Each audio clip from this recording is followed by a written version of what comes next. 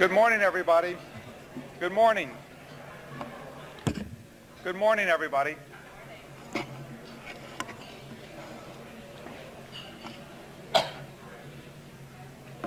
Welcome to New York Law School and the Center for New York City Law's breakfast. I'm Ross Sandler, Professor of Law at New York Law School and Director of the Center for New York City Law. And we're delighted to have so many people here today to enjoy the breakfast and to meet Judge Kaye.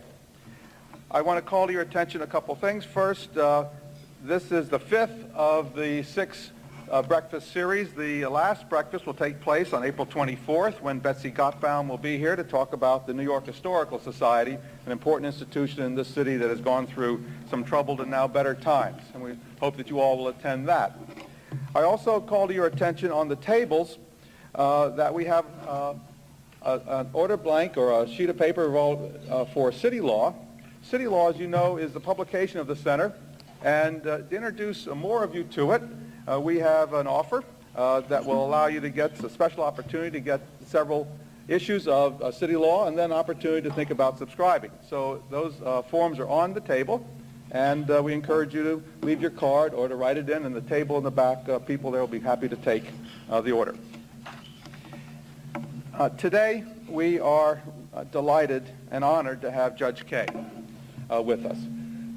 Judge Kaye was born in Monticello, New York, went to Barnard College, graduated from NYU Law School in 1962, where she was an associate editor of the Law Review, and for part of her career at NYU, an evening division student, which I think is important because this law school has a very large evening division. To know that Judge Kaye herself started as an evening division student is an important lesson for all of us. She practiced law for 21 years, becoming a partner at Allwine Connolly, was appointed to the Court of Appeals by Governor Cuomo in 1983, and then Chief Judge in 1993. Her record of achievements are many, and on the court, both as a jurist and as the Chief Administrator, I would mention just two, one that has happened and one that will surely happen. Jury service. How many of us witnessed the system in New York City prior to the reforms where just about everybody who worked or who had an excuse or who could articulate an excuse got off jury service?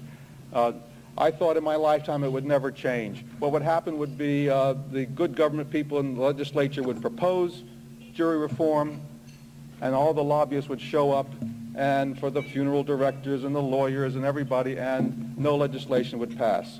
Judge Kaye seized the high ground with the simple principle that jury service was for all, and by seizing that banner, she deflated the lobbyists, breathed strength into the legislature, and the law was passed, and now we all are serving on juries, a wonderful reform. Now she's taken on reform of the courts themselves, unification. We have 9 separate systems, unmanageable. The judge has proposed a constitutional amendment to make a change there, and I am sure that it will pass because she has again seized the high ground and shamed the legislatures into thinking seriously about court reform. So with great pleasure and honor, we welcome Judge Kaye to New York Law School.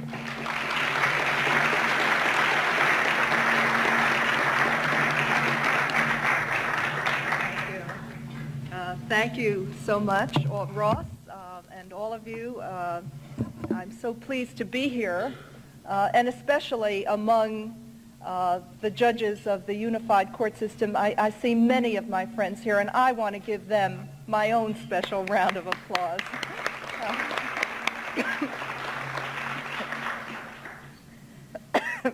Now, it's not easy to find a group like this that likes to have court reform for breakfast. I personally like to have court reform with every meal, but I'm delighted to find a group with such a sincere interest in a subject that is so tremendously important today. Court reform should interest everyone because it touches the life of everyone. Every employer, every family, every single citizen, we're all affected in so many different ways. As jurors, as litigants, as members of a society that's shaped by the decisions that courts make Every one of us needs an effective court system so that differences can be settled peaceably, so that there are stable principles to guide conduct, so that laws are effectively enforced, and so that our cherished values can be protected. Now, there are so many things we can talk about today under the umbrella of court reform. In fact, I grossly underestimated the group this morning and brought several copies, not nearly enough, of a report I issued last year. Year after year, the state court system issues a document, a real snooze, I have to tell you, called The State of the Judiciary. I'm working on it right now for the year 1997. But I set out in life not to be a judge or a lawyer. I set out in life to be a journalist. And last year, I indulged myself to the fullest. And instead of the typical annual report, I put out my own little tabloid newspaper called State of the Judiciary, 1996. I would be very pleased to distribute the few copies that I have with me. And if you'd leave me your name and address, I'd be happy to send another to anyone who'd like it. You see the cover, and here's our sports page, full court press. The best we could do was to show children playing in our children's centers. I'm very proud of our children's centers. And I'm pleased to talk about any subject in this little paper. Our commercial division, which you can see across the street at 60 Center, the article is called New ComDiv Big Boon to Biz. I really had a good time with this. There's a crossword puzzle. I was a little put off because the Daily News actually wrote an editorial about this little publication. They saw some resemblance and some effort to replicate the Daily News, but they called it junk journalism, to which I say, who should know better? But I say there are so many things we could talk about under the umbrella of court reform because the cases that are heard in the New York State court system cover every imaginable human problem, and then some. There are slip and fall cases to environmental disasters, crimes of the heart to crimes on the street, custody of embryos to conflicts over decedents' estates, small claims to very far-reaching constitutional issues. We are a growth industry. Every year, for many, many years now, the caseloads in the state court system have been increasing at the rate of 4%. Last year, the New York State courts alone topped 3.2 million new case filings. Now that is an astounding figure, especially when you consider that excuse me, may I have a glass of water? That the caseloads, the filings that's more than 10 times the filings in the entire federal court system nationwide. And if we continue to grow at the rate of 4% a year, by the next century, we're going to go from 3.2 million annual filings to 4 million and on and on and on. And unlike other areas of government and the private sector, in the state court system, we can't divest cases. We can't say, no more landlord-tenant issues. We can't close down misdemeanors. We can't phase out any segment of our operations. We can't stall and gridlock over tough issues and say we're just not going to decide them. Every single case that's brought to the courthouse has in some way to be resolved and resolved with reasonable expedition. Now, we can't divest. We can't phase out, we can't close down any segment of our operations, but we can consolidate. And court consolidation, which I prefer to think of as court simplification, is the subject that I would like to focus on this morning. I'd like to leave time for your questions, and I would be especially pleased to address any other area of our operations that is of interest to you. But I'm going to stay for the moment with a subject that is of major interest to me, and that is court simplification. Now, our restructuring program, our court simplification program, is one that should have particular interest to everyone in New York City because it would particularly benefit New York City. I've told you about our astounding caseloads in the New York State court system. Well, more than half of our caseload, more than half of the New York State caseload is centered here in New York City. And I can tell you from my own experience these past 5 years as the chief judge, much, much more than half of the headaches are here in New York City. So a plan to simplify, to restructure, to make the courts easier to navigate, easier to understand, is one that naturally benefits New York City. Now, restructuring is not a new idea. It surely is not my idea, but it's a great idea. Every single chief judge for decades has advocated simplification of the New York State trial court system. Every chief judge, legions of policy experts, every single good government group has unanimously urged for decades that the New York State trial court system be reorganized and simplified. We have had mountainous reports over the decades, 30 or more reports of commissions, every single one of them unanimously recommending that the New York State trial court system be simplified. But the proposals have come and the proposals have gone, and they have scarcely left a ripple on the constitutional waters of New York State. So given that history, I'd like to pose a couple of questions for myself and answer them.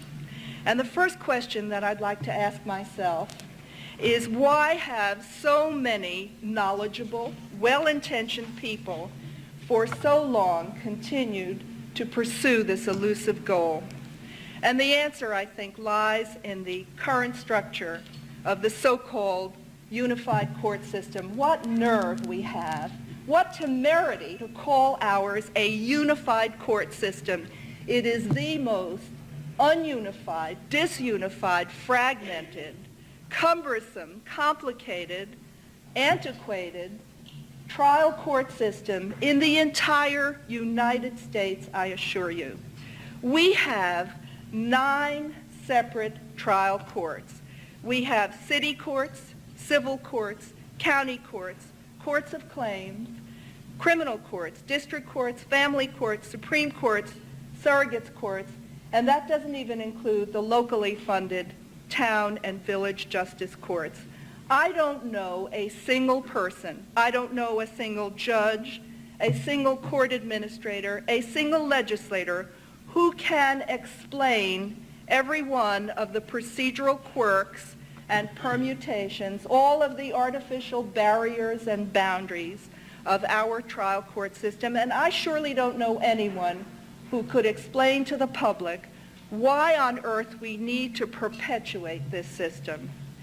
We want the public to respect our courts, but then we hand them a juridical maze that requires a roadmap and a compass to navigate. Litigants can waste legal fees just figuring out which trial court they should be litigating in, or even worse yet, they can be litigating which trial court they should be litigating. They can even be forced to proceed in more than one court for total relief, and they may have to reconcile inconsistent mandates from 2 or possibly even 3 separate trial courts. Surely a state that has one of the most sophisticated legal and business communities in the world deserves far better than that. Now, our fragmented structure also hampers court administrators who are constantly striving to make the system more efficient, more productive. Artificial boundaries limit our own ability to deploy our resources where they're most needed, and they force us to duplicate technology, duplicate personnel structures, duplicate back office procedures to support 9 separate trial courts. Arbitrary restrictions force us to improvise second-best solutions, like borrowing judges from one overworked court to meet the needs of another. So why have so many knowledgeable, well-intentioned people for so long pursued this elusive goal? Because our current trial court system is irrational, it's inefficient, and it's a nightmare to manage. So how do we fix it? By a sensible, straightforward, two-tier trial court system. The first tier would be the Supreme Court, a general trial court of unlimited jurisdiction. The second tier would be the District Court, which would hear matters now heard by the New York City criminal and civil courts, the Nassau and Suffolk County District Courts, and the 61 upstate city courts. The New York City Housing Court, which hears hundreds of thousands of cases a year, would for the very first time in its life be recognized as a real court. It is not presently recognized as a real court. This simplified system would cure many of the shortcomings of the present system and the intolerable practice of litigating one case in 2 or even 3 courts. Nowhere would the benefit of the truly unified system be felt more than in family matters, which today may be split between the Supreme Court with matrimonial jurisdiction and the Family Court with jurisdiction over custody and child support issues. Family cases, especially those involving children, need and deserve speedy and definite resolution by a court that is in the very front rank of our judicial system in every respect. So you ask, how much will all of this cost? Now, part of the answer requires forecasts as to what the judiciary budget would be with and without restructuring. And that's hard to do. But our best estimates show that in this area, restructuring is likely to save New York State taxpayers tens of millions of dollars over time. Yes, there will be a higher cost in the short run, largely the result of equalizing salaries and benefits among judges and non-judicial staff in each of the 2 tiers. But we anticipate that with a simpler, a more coherent structure, we will be able to consolidate many administrative and technical functions and greatly increase productivity, and these savings in the long run will far outweigh the initial costs. The court system's calculations, however, are only one part of the answer. We expect that restructuring will also produce savings, substantial savings for court users as litigation time and expense are reduced. Better functioning courts, moreover, will contribute to a healthier climate generally in New York State, and that's hard to put a particular specific dollar figure on, but it's something every one of us will benefit from. So here's the next question. Why now? Why now after so many decades of consistent failure? Why should we expect that we will do any better, make any larger ripple than our hapless predecessors? Because we have attempted to learn from and build upon past failures. We have reached out to others in and out of government to craft a proposal that is flexible enough to accommodate the variety of individual interests affected, but far-reaching enough to accomplish the reform that we need. I have another answer to the question of why now. Because now, more than ever, the public has so little patience for ineffective government. The public wants courts that are comprehensible and efficient and responsive. It's always been that way, is just not an acceptable excuse.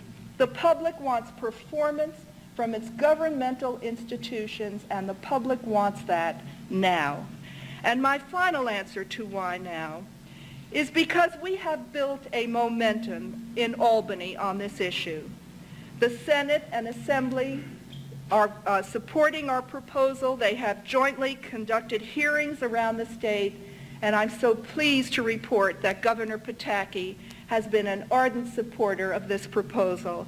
He advocated it in his State of the State speech last month, and he has repeated that support in several other public gatherings. We have the momentum, and with your help, we can carry it through. And I'd like to touch on a point that Ross made, which perhaps gives me the most hope about court consolidation. And that is our success just 4 years ago when the three branches of government and concerned citizens joined together to initiate long-needed jury reform. No political realist ever dreamed that such a thing was possible for the state of New York. I think we have a similar opportunity now, so let's do it. Let's create a structure that's as simple and understandable as honest effort can make it. One that will be good for all of New York's citizens, New York's taxpayers, New York's business community, New York's families, New York's litigants, well into the next century. Now, I'm not going to take the time to describe other reform initiatives we're working on, though I would be most pleased to answer your questions. We're working on initiatives, I believe, in every area of the state court system: jury reform, changes in the family, housing, and criminal courts. I'd love to talk about our extraordinary Midtown Community Court on 54th Street between 8th and 9th Avenues. Our drug treatment courts, we now have 8 of them throughout the state of New York. The commercial division of the New York State Supreme Court, which has been described as the poster child for specialized business courts nationwide. All of these are an essential part of the broader program to build a court system for the 21st century, and here is the vision. Here is what I see. The broader program has 3 components. First, we're working hard to introduce modern management techniques in our court system, developing performance-based measures, using technology to leverage our resources, examining operations from the public perspective, doing exactly what any good administration does. Second, we know that being modern, being efficient, isn't enough. We want to encourage a spirit of innovation in the court system, finding new models, new approaches that can help us better deliver justice in this rapidly changing world. Here I will just note that we have gone so far as to enter into a public-private relationship with the Fund for the City of New York to create a Center for Court Innovation, an R&D unit for the court system that has provided leadership in some of our most successful initiatives. So we're trying to be modern, we're trying to be innovative, and finally, the third piece, we're trying to make sure that our court system for the 21st century has strong bridges to the public that we serve. We can have the most modern management. We can be marvelously innovative, but unless the public understands our role and believes that its courts are worthy of their trust and confidence, our efforts are for naught. So we are working hard at our points of interaction with the public, like jury service.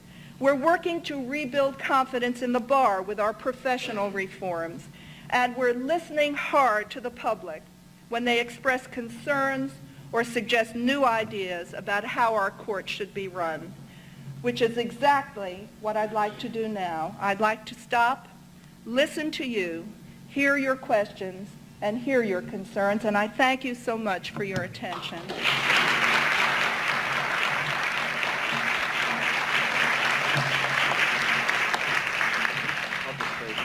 The questions, we have microphones, our microphone here, and if you can, step to the microphone so that the audience on television can hear, and all of us can hear in the room.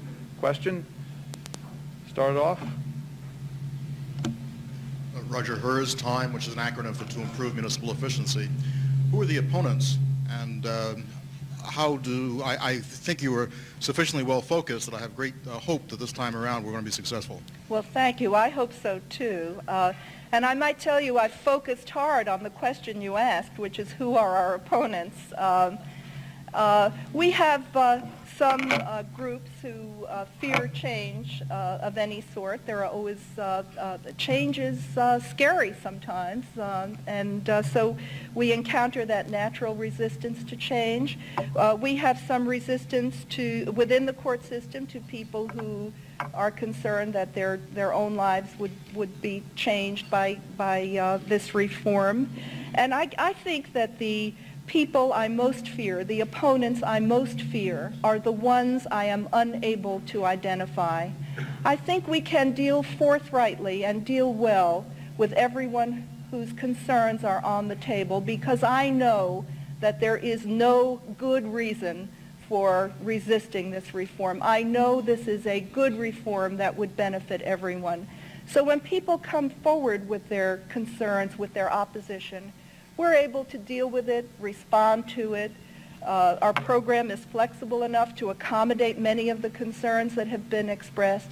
My real fear is for the people in the bushes, the people who have not come forward, and we are listening very closely for all of those noises and all of those sounds.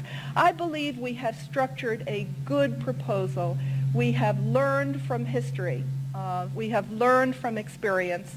And what we have done is to fashion a proposal that gives us the essential core of what we need for a good, efficient, responsive court system. And yet we have not persisted in points such as merit selection of judges, which have doomed every prior proposal that has been brought to the table. So I hope we can answer all of our opponents, and I believe thus far we have. Brendan? Well, you're going to the mic, but let me just go ahead, and other people may line up too. I just ask you to speak about what will happen to the judges who are sitting today in the courts, and the consolidation, if it were passed, what would happen to them? Well, I think just about everything would remain in place immediately. The judges, many of the judges, I'm looking at Judge Wetzel, a marvelous Court of Claims judge, he would become a Supreme Court judge, as he should be. He functions in that role today. So all of the family court judges, the Court of Claims judges, county court judges, surrogates, Supreme Court judges would become Supreme Court judges. Hi, Judge. My name is Brendan Sexton. I gave you an award a year ago for Midtown Thank you. Community Court. I would like to ask whether your reforms will have, or how they will have, real meaning for New Yorkers. I think that most New Yorkers do not know and may not care that there are 9 or 29 divisions of the court.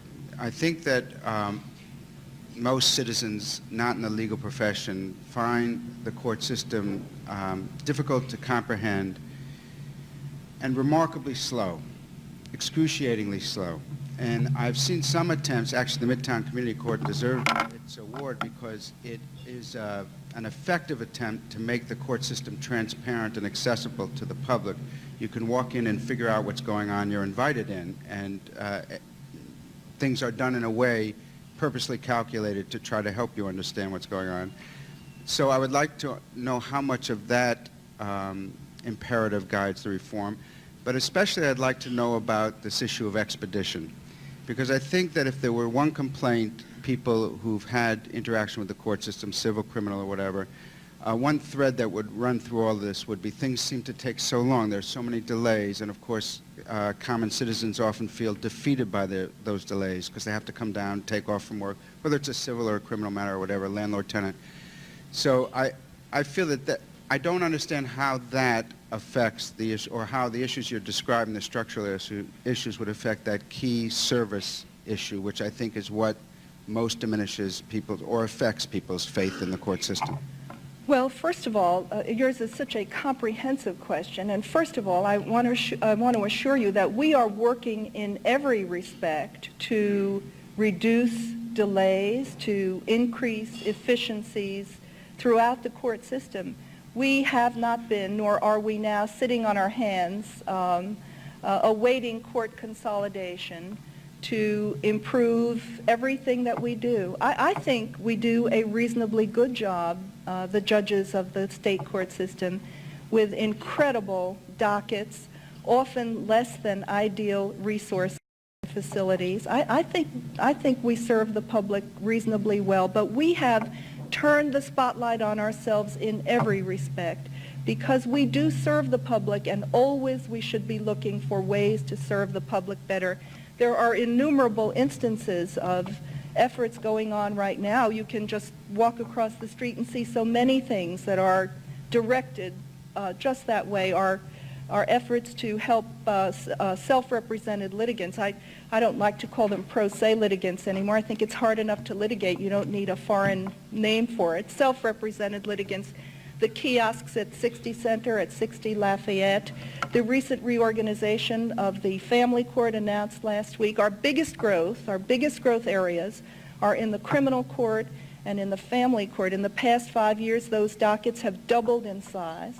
And so we have turned the spotlight on ourselves to try to make improvements so that we better serve the public. Family court, criminal court, housing court, there are innumerable initiatives in each of those areas directed at the very concerns that you are expressing to actually expedite, deliver a better a service to the public, and to help make the public understand our role. In many respects, the public doesn't understand the role of the courts, and I think we need to work on that as well.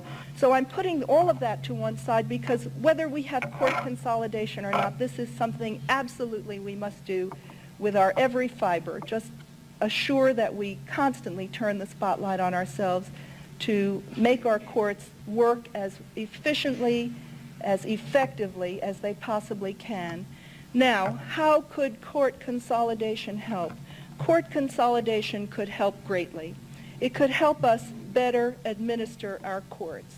But that's something that the public might not necessarily see. We believe we can translate that into real efficiencies and dollars and cents savings for the state of New York. But there are many, many ways that the public can see how inefficiently the courts operate today because of the artificial barriers and boundaries, and how much better they would operate if we had this court restructuring. And just to give you a couple of small examples, you can have a family court proceeding in two places right now, possibly even three. A single family can have a matrimonial in the Supreme Court. That's where you go for a divorce. You can have a child custody visitation proceeding in the family court. The two don't even need to know about each other. And I guess conceivably that family could have an adoption in the surrogates court. Does this make any sense? Does this the way to serve the public?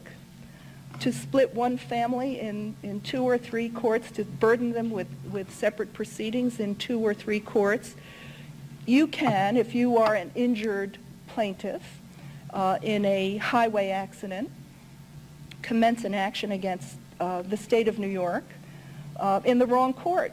You can begin your proceeding and get thrown out of court because you should have been in the Court of Claims and you started in the Supreme Court or in the civil court.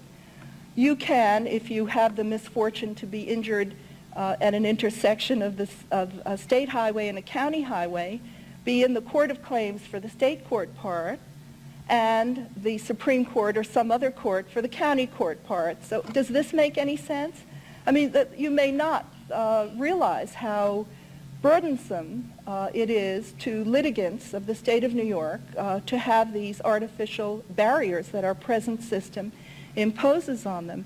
So my answer to your question is I think that court consolidation would visibly and measurably help litigants through the state court system. And I can tell you for absolute sure that it would help us better manage the state court system, and that unquestionably will inure to the benefit of the people of the state. I'm a civil servant with the Administration for Children's Services. I just wanted to, wondering if you could summarize a little bit more the family court reform, especially, the aspect about improving the coordination between the functioning of the family court and ACS staff, caseworkers, social service staff? Well, the family court, as I'm sure you know from your time at ACS, has been a concern of mine during my entire 5 years as the chief judge. It's a subject I turn to almost immediately, and we have been back at it again and again and again because we have a great deal of work to do in the family court. I suspect both in the family court and in the criminal courts that we are recycling many of the same people through the system. It's not good for them. I think in many cases we're graduating children from the family court into the criminal court. Not good for them, not good for society, not good for the court system. So we have returned time and time again to the subject of the family court in an effort to make things work better. And one insight, and this isn't limited to the family court, it's applicable, I think, throughout the court system, especially to the family court and the criminal court. One insight is that the court system is only one part of the system. It's only one part of the child welfare system. It's only one part of the criminal justice system. And it is in our interest. It is in the interest of ACS. It's in the interest of children and families throughout the state to bring the various parts of the system together, to work cooperatively, to work together. And this is what we have been trying to do through many of our initiatives. I believe the one you are most directly referring to is one we announced last week. And again, I'd be very pleased. I could have brought a ton of literature with me. We have our family justice program. If you'd like to have any literature on any aspect of what we're doing, please leave me your name and address. I'd be pleased to send it. We have reorganized operationally the family court. We're beginning with the family court of the City of New York, beginning next month here in Manhattan and in the Bronx, to reorganize the way we handle cases because we find with 20 different kinds of proceedings in the family court that very often lawyers are torn among the various parts, among the various judges, leading to innumerable lengthy adjournments. Proceedings are constantly adjourned. I visit the family courts at every opportunity, and often the scenario, and I'm sure you will agree as an ACS lawyer, is that somebody is missing. A family court proceeding is most often a multi-party proceeding with lawyers, and always somebody is someplace else, and the proceeding needs to be adjourned 6 weeks now, 6 weeks later, 6 weeks again, the very subject that was referred to earlier. By restructuring the family court along functional lines, child dependency, for example, foster care cases, delinquency, a whole separate subject, by reorganizing the court functionally, having lawyers working in particular areas, which they do now for the most part anyway, we feel we will better serve the litigants in that court because we will not need to continue adjourning proceedings. And that is the essence of what this latest reform is all about. I understand that already within ACS, within the Legal Aid Society Juvenile Rights Division, that they have begun to reorganize themselves coordinately with us so that lawyers will be where they're supposed to be, litigants will be where they're supposed to be, and we can proceed to do what we're supposed to do, which is resolve matters and not adjourn them.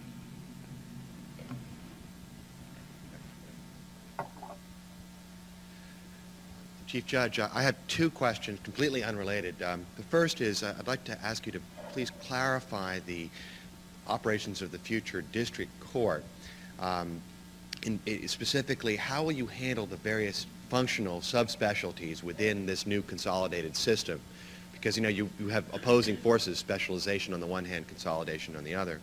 And the second, totally unrelated question is how is the unified court system handling its so-called millennium bug or year 2000 problem?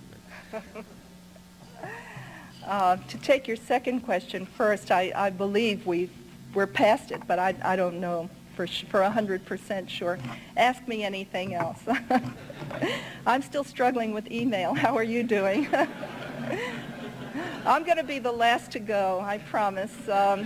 but I'm still at the paper and pen stage. But I am very pleased to tell you that automation has been a high priority in the state court system, and that while I myself am not Exhibit A, we have put all of our judges, we've offered them the computers, the laptops, everything, training, and this is a long procedure, but I think we're more than halfway there, automating the state court system top to bottom. 5 years ago, when I became the chief judge, we still had rotary telephones in many, is that right, Judge Miller, back there? We still had rotary telephones. So we have come, well, we use them now for planting begonias, I think. So in terms of automation, I think you should be pleased to know that we've come a very long way. To get to your first question, what we are striving for in court consolidation is the best of consolidation while preserving the best of specialization. A unified system, or this two-tier trial court system, would allow us to consolidate our operations, have the benefits of efficiency that come from a unified operation, and yet within each of these courts we would be able to preserve the expertise that some judges have developed in some areas. In criminal areas, we would have a division within our district court. We would have a division within our Supreme Court, so that we would preserve the expertness that some judges have developed, and yet we would have the benefits of consolidation. Many, many other state courts throughout the United States operate exactly that way. We just eliminate the boundaries. Good morning, Your Honor. It's a pleasure to be here. Privilege. My name is Olga Laureano. I'm a third-year student at New York Law School. I'm also a Professor Ross's student, Sandler. My question is this. I'm an advocate of reforming the courts. I agree with that. I'm also a second career student. I did an internship in the tenant landlord court in Queens, and my first reaction, I think the second day, was, my goodness, it's like a subway station. So I really think that reform is in order. But I was wondering, with all this reform now, is there any opportunity, will there be new opportunities for students, for new lawyers, to come into the court system? Because I know it's difficult to get in, without a political being... Oh, I hope that's not true. Well, that's the reality of it. That's understood. But is there a mechanism where new lawyers could come into the court system without being politically connected? Well, I believe that is the operating standard, that new lawyers and new employees come into our system without being politically connected. Do you think with the new reforms there'll be more jobs available for new lawyers? I hope that the court system always will have its doors wide open and welcome qualified new lawyers to help us. We have such an enormous job to do, and we need the very best help to get it done. Well, thank you. I appreciate that. Mm-hmm. Sally Goodgold, Judge Kaye. Much of the civic world has been behind the merit selection and unification efforts that you've had. But in these 5 years, we've also been behind one of your other efforts, and that is to clean up the courts physically. I can never forget the story that I heard from one of the judges who said she had to stop a proceeding because crucial evidence was coming up and no one in the jury box was listening. Everybody was looking down and stamping out cockroaches. And so she said no justice could be served. But I remember you're saying that you were not getting the budgetary money that was supposed to come to the courts here, particularly in New York City, for the crumbling courts and for the cleanup itself of the courts, and that it was really affecting justice. So how has your progress been, and what is the city's report card after 5 years? Well, I think we're making reasonable progress. Something that is not well known, and I'm glad you raised the subject, is that the court system is a mere tenant in its facilities. We don't own our own facilities. We don't own the courthouses. We don't maintain them. We don't clean them. That's what you're complaining about. But what I mean to say is that the responsibility for upkeep, maintenance, cleaning the facilities is that of local government. And for many years, it was a very great frustration for us in the court system to get local government to honor its commitments. I completely agree. I could not agree more that the entire process of justice is very much affected by the physical surroundings. You can't expect people to treat what we do with the dignity it deserves if you put them in dilapidated, dirty, disgusting quarters. And so we have made that an absolute top priority to get more courthouses built, and we have done that over the past 5 years. In the past 2 months, I've attended openings of the Bronx Housing Court, the Queens Civil Court, the Richmond County Home Port Court. We're anticipating more events of that nature. We've worked hard on upkeep and maintenance and cleaning. In fact, I myself, when I go to the courthouse, I drop in at the restrooms, not just the ladies' rooms, I have to warn you. But it's important. It's important. And I think if you come as a guest to visit our courthouses today, you will see very much better maintained facilities. So that's one area we have been dogged in our in pursuing our right to have clean, well-maintained, dignified court facilities. We have also pursued measures in Albany to get the state to take over some of the responsibility from local government, and we have succeeded in doing that. And beginning this year, the state will be taking over from some local governments some of the responsibility for upkeep of the facilities. It is a high priority. It must maintain a high priority. We must always watch. And I'm so pleased somebody came up to me before, Ms. Hightower, to talk to me about the jury facilities in the Bronx. And people often begin with an apology. I'm sorry, you probably don't know, like you don't know whether we've licked this year 2000 thing. You probably don't know what the facilities are like for jurors in the Bronx. Well, number one, I do know. And number two, I should know. And number three, where I don't know, I depend on you to tell me. And I'm happy when you tell me. There's no need to apologize. I assure you, nothing gets a water fountain that's broken fixed in the Queens Courthouse more rapidly than a telephone call from me. And I'm pleased to make that telephone call.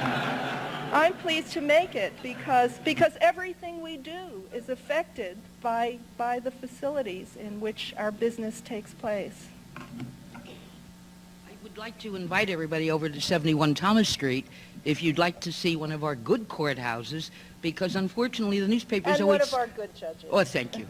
I was hoping,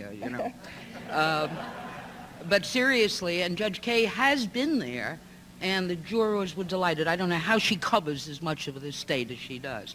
But 71 Thomas Street is really one of our cream places. But I rise for another reason. I don't know if many of you know that New York Law School was the birthplace, for better or for worse, of the New York City Housing Court, because it was included in my doctoral thesis in, I won't tell you what year it was, but it was a long time ago. But we had to make it a separate court, Judge, within a division, but not truly a separate court because we couldn't get it past the legislature otherwise.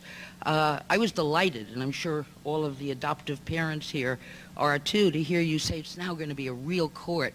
How are you going to do that without a constitutional change? Well, this is precisely what we are advocating. We are advocating a constitutional amendment. We need a constitutional amendment. It is, as you point out, the only way that we can make the housing court so vital to the interests of the lives of so many people. It's the only way we can make it a real court.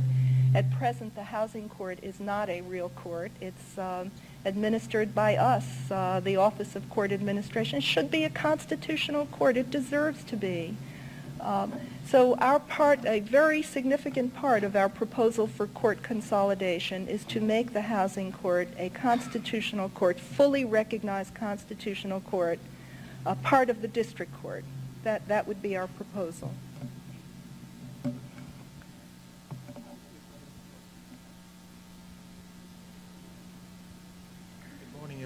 Good morning. The prior student's request for information about opportunities in the court system, I'm probably one of the people she wants to replace.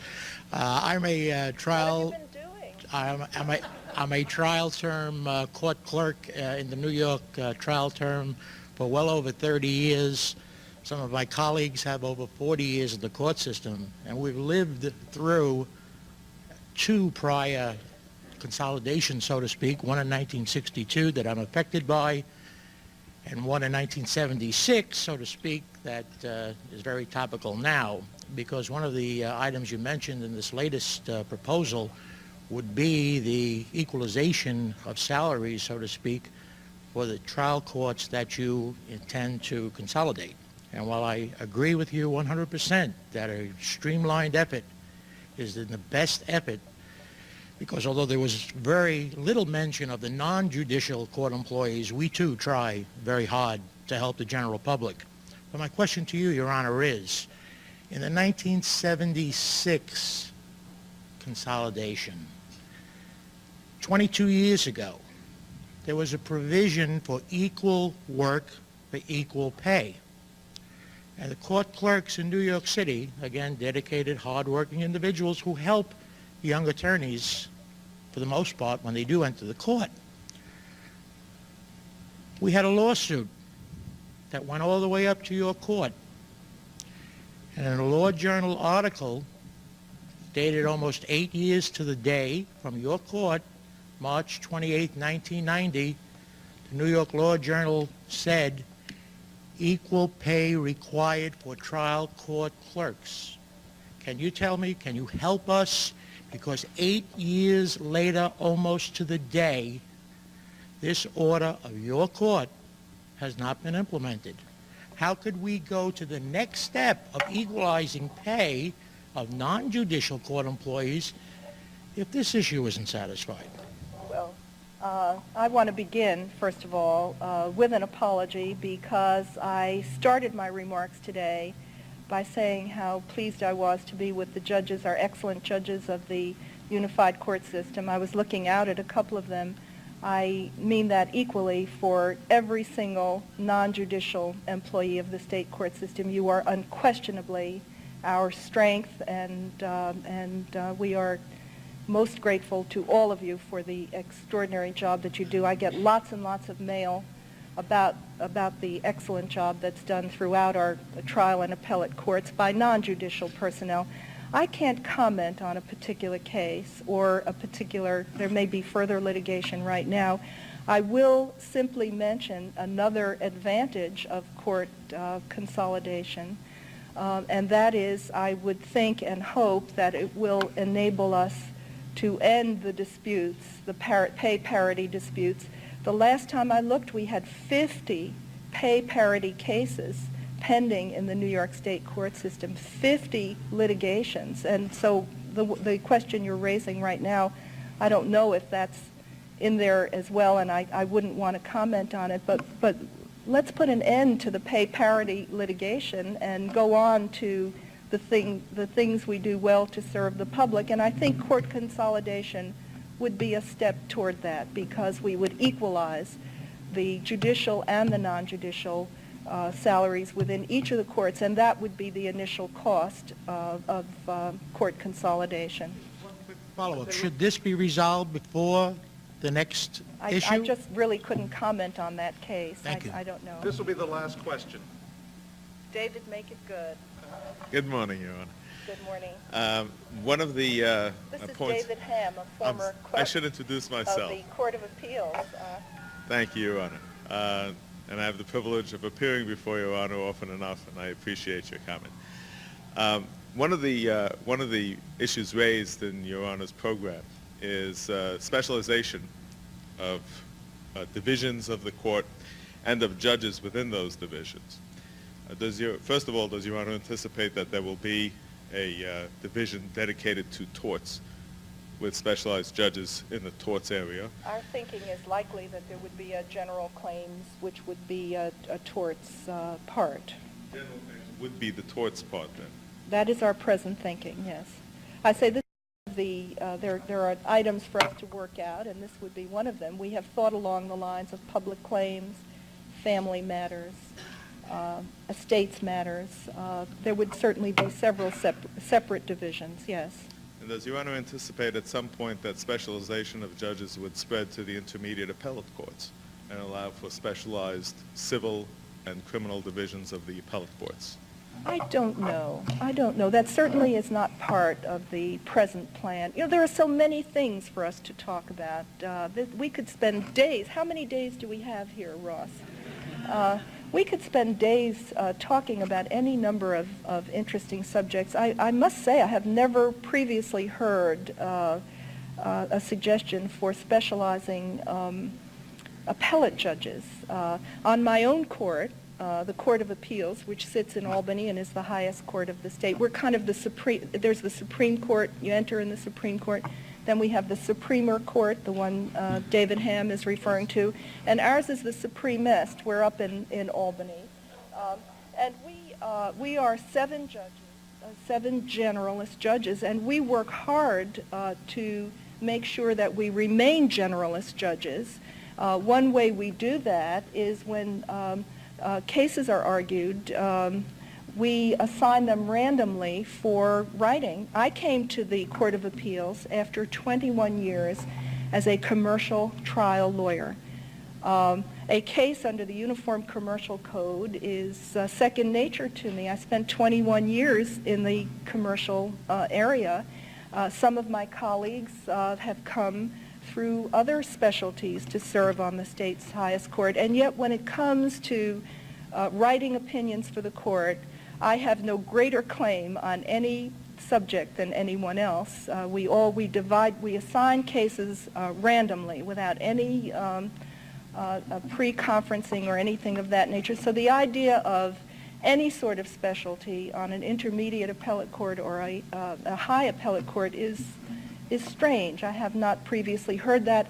But hey, I think every idea is worth exploring. So, and we've gotten so many good ones. I was so pleased looking at our legislative package. You know, the court system has a big legislative package. And I was so pleased to see this year on our legislative package the proposal, a jury reform proposal, that people who have actually served for several weeks on a jury, you know, served, deliberated and all that, should have longer periods before they're called again for jury service. And I think that makes very good sense. I was pleased to see that, but I was especially pleased because that idea originated in a letter to me from a juror. So we encourage that sort of innovative thinking, whether they're good ideas or bad ideas. We encourage that sort of innovative thinking. Let us know what you think. Come see what we do. I think you would be very pleased if you came and saw what we did. If what you see displeases you, if you have suggestions, these are your courts. These don't belong to the judges. They don't belong to the clerks. They don't belong to the lawyers. The courts belong to the public. And you should come see them. Come see how they work. Learn how they work. If you have suggestions for making them work better, let us know. Very often those suggestions become genuine, tangible improvements in the way the courts operated. Thank you.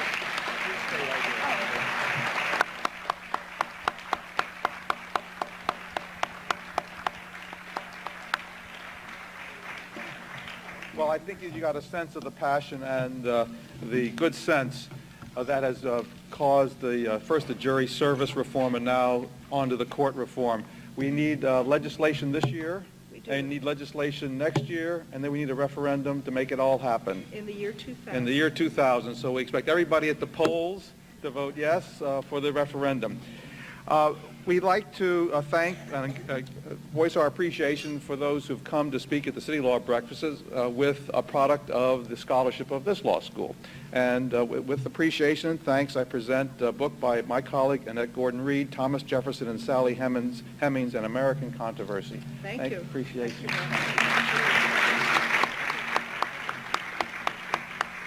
Now, one last, before we all break up, again, I have an offer of a 6-month free trial to City Law. Please sign up. The forms are on the table and the table in the back to drop them off. We hope that you will try and enjoy City Law. We welcome you to the next breakfast. Thank you all for coming.